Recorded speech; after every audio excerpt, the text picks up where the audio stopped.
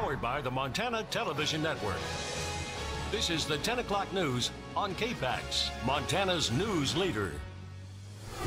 Good evening, I'm Jill Valley. And I'm Dennis Bragg. Environmental Protection Agency staff say while they've developed plans for some initial cleanup at the old Smurfett Stone mill site, more sampling is planned for this fall. This week, EPA released its first set of cleanup plans for the mill's industrial core, where operations stopped more than 6 years ago.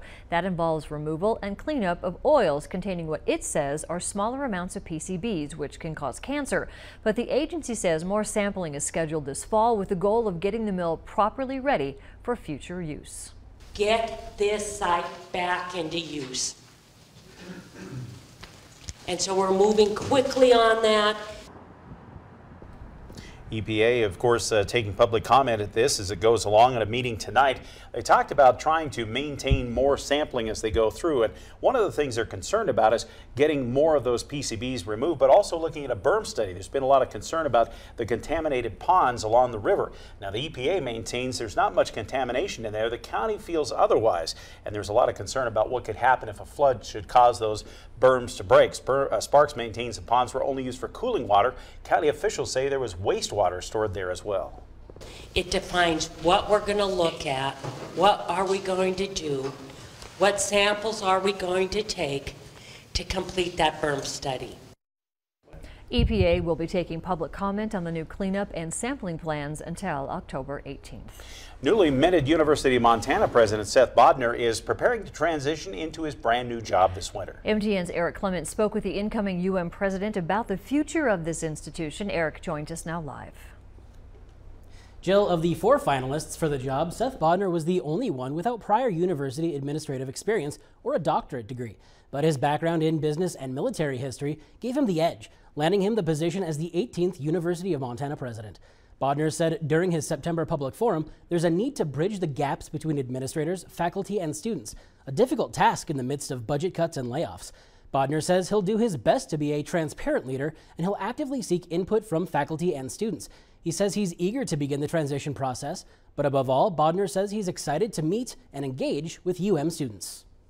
I like to get to know students and really understand their challenges, their perspective, and see their daily lives and make sure that I, as the president, am serving their interests like I should be. Bodner will arrive in Missoula next week, at which point he'll begin working with current UM President Sheila Stearns towards a smooth transition. Jill? All right, thank you, Eric. Bodner takes the reins at UM starting January 1st. 2018. Missoula's 2 mayoral candidates differed on taxes, term limits, and the fundamentals of running a government at tonight's candidates forum in Missoula. Incumbent John Engen and challenger Lisa Tripke took questions written by the public on topics ranging from taxes to homelessness all during this event tonight. As questions written by the public were answered, the differences between the 2 candidates became clear. I absolutely think the city should be run like a business. I spent 10 years working in nonprofits, and I've spent the last 8 years working for Cost Care. And in all of my positions, we've been required to set budgets, set timelines, and come in on budget and on time. The city should absolutely not run like a business. There are certainly principles of business that we can apply to municipal operations.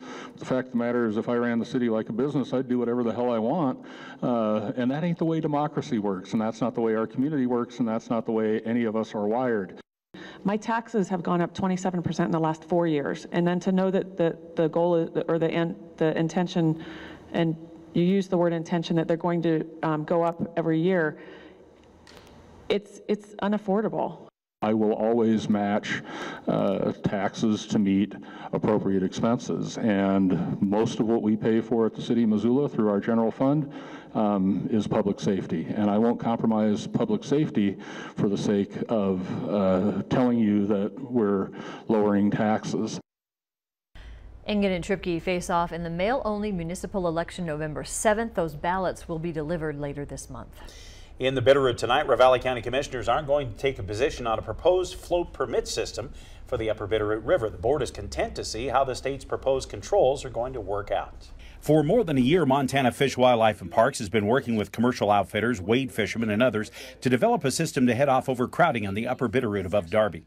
The proposed changes would set limits on the number of commercial outfitters and even set up some daily closures on the river to spread out use, especially on the popular West Fork. County commissioners weren't sure whether to write a letter to comment on the changes, facing a nearly empty meeting room and limited input. In the years intervening when I haven't fished so much, there hasn't ever been any kind of a developed way to determine exactly how much of that traffic is guide and private float. As much commercial guiding as is purportedly done on the river, I'd like to know that. The one outfitter that was on hand said the process of developing the regulations had been extensive and did involve all the user groups, an important point given the economic impact of fishing. You know, as a guide and outfitter, yeah, I feel like it's a little overreaching on the regulation side, but there are other people who were private anglers that wanted more regulation and didn't think they got enough. But the process itself was very fair. And I think we have to balance, you know, certainly resident anglers and their rights, but we also have to look at the impact from non-residents coming in. And it's not just guides and outfitters. I mean, they're using hotels, lodging, retail. Commissioners did have some concerns about how the controls will impact not only fishing, but recreational floating, but they felt the system should be allowed to work. That's the only thing I see that I would probably object to, and I know that may not be popular with the wade fishermen, but I think if you're planning a family trip up the West Fork, and that's a big section of time too, July to September. Like you said, nobody probably got everything, but it almost sounds like a pretty decent collaboration. Commissioners voted not to send a letter to comment on the proposal. FWP will accept your comments until the 13th of October. Turning now to weather, tomorrow looks to be a fantastic fall day, but some changes coming for the weekend. Here's Aaron Yost with all the details. Aaron? Yeah, great day to fishing. Those October caddis probably out right about now. Weather-wise, tomorrow looks great. We will continue to see clouds on the increase, though, as we head into tomorrow. We will be, unfortunately, dealing with some increasing clouds. And with that said, we will see some wind as well, but that won't happen until tomorrow evening across the region. Bigger fish to fry when it comes to another system this weekend. Saturday and Sunday, we are looking at mountain snow, valley rain, wind, and temperatures dropping. I've got a forecast update coming up. Well, it looks like Governor Steve Bullock and the legislature are headed toward a special session to help fill the state's $227 million budget hole. But Republican lawmakers are saying the governor must decide some substantial spending cuts on his own. MTN's chief political reporter Mike Dennison has the latest on the state's budget crisis. Governor Bullock has the power to cut state spending up to 10% to balance a state budget battered by firefighting costs and revenue shortages. But he and others have been saying those cuts go too deep. I don't think that's what Montanans want. So a special session could relieve us of some of cutting those essential services that Montanans rely on. On Thursday, a key legislative budget panel essentially agreed.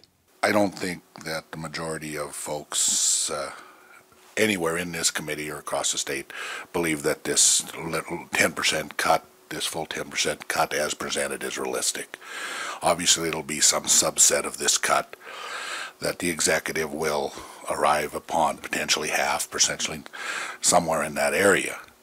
And then we are going to have to look at other areas. The Bipartisan Legislative Finance Committee recommended that when Bullock decides on spending cuts, he should choose those with the least impact on Montana's most vulnerable citizens and on local property taxes. But the panel didn't identify a number Bullock should aim for or endorse any other specific proposal to close the budget gap. However, individual members did outline some ideas. Temporary increases in consumption taxes such as liquor, tobacco, or rental cars, budget transfers, or reducing the amount of year-end reserves that are now required by law. Yet they also said economic times are tough in parts of the state like eastern Montana, and that tax increases should be kept to a minimum. These are real people we're talking about raising taxes on, and they don't have a lot of money to spend extra taxes. So I think it's just important to see the other side of the coin as well, and I think we need to work together and find a balanced approach to get through this until times are better for all of us. The panel also didn't say when or if a special session should meet, although one would be needed to approve anything beside the spending cuts. In a statement Thursday afternoon, Governor Bullock, a Democrat, said he's glad the panel recognizes that the full budget cuts would harm many Montanans, but he said it failed to offer any realistic solutions. Republican lawmakers said the ball is now back in the governor's court, and that it's his job to take the lead on what type of budget and tax package will be considered. At the Capitol, Mike Dennison, MTN News. Now, of course, the governor does have the authority to call a special session whenever he wants, but he said he wants to know what the lawmakers would actually do before he makes that kind of a decision. Montana fans of the History Channel's Ice Road Truckers shed some tears tonight as an emotional episode of the program shows the late Darrell Ward's son coming north to follow in his father's footsteps. Darrell Ward was called the Montana legend on the show. He died tragically when the small plane he was riding in crashed just east of Missoula about a year ago, and no one knows yet, investigators say, what caused it. Ward was among the most popular drivers on the show to tackle the ice roads in Canada. He had completed filming the 10th season of the program. The Corvallis High School grad and Deer Lodge resident was well known around here. During the Ice Road Truckers episode, Ward's son Reno reunites with his father's business partner and friend Lisa Kelly as he returns to the ice roads to help fill the vacancy left by his father's death. We're thrilled to announce that our Montana Wildfire Relief Fund grand total is now an incredible $418,000. Thank you so much to everyone who's donated so far. It includes matches from several sponsors at $50,000 each from the Montana Television Network, Carl and Kay Carbon of Great Falls, and an anonymous donor. The funds go directly to people in Montana impacted by the summer's devastating wildfires through a grant application process that begins next Monday. Okay, now if you call in sick, we're not going to tell on you. Nope. It looks like a nice Friday, good hooky day. I'm just saying. Aaron has the full forecast coming up. Later, some of the biggest names in music get a shot at the Rock and Roll Hall of Fame. And later, it's called a bump stock and may have played a role in the Las Vegas attack, and now it is in the crosshairs of a national gun debate. More on that still ahead here on MTN.